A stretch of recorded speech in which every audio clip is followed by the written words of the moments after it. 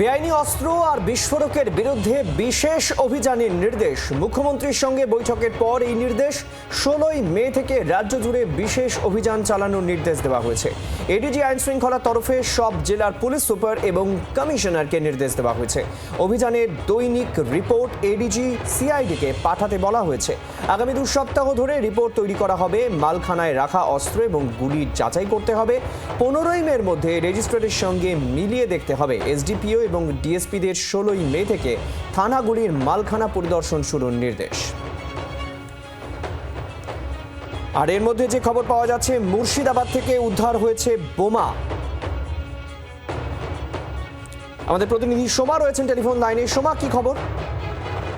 দেখো, ভরতপুরে 3 ড্রাম ভর্তি বোমা উদ্ধার হয়েছে এবং খুব স্বাভাবিকভাবেই চাঞ্চল্য ছড়িয়েছে গোটা এলাকায়। এবং নির্বাচনের পরবর্তী সময় পুলিশের যে অভিযান চলছিল এবং সেখানে গোপন সূত্রে পুলিশ খবর পায় এবং দেখে যে 3টি জারে বোমা ভর্তি রয়েছে এবং সেগুলিকে ইতিমধ্যেই পুলিশ উদ্ধার করেছে। বম্ব স্কোয়াডকে খবর দেওয়া হয়েছে। সম্ভবত বোমগুলি নিষ্ক্রিয় করার কাজ আর কিছুক্ষণ পরেই শুরু হবে। ধন্যবাদ সোমা। বাংলার আওয়াজ, বাঙালির আবেগ, জি 24 ঘন্টা।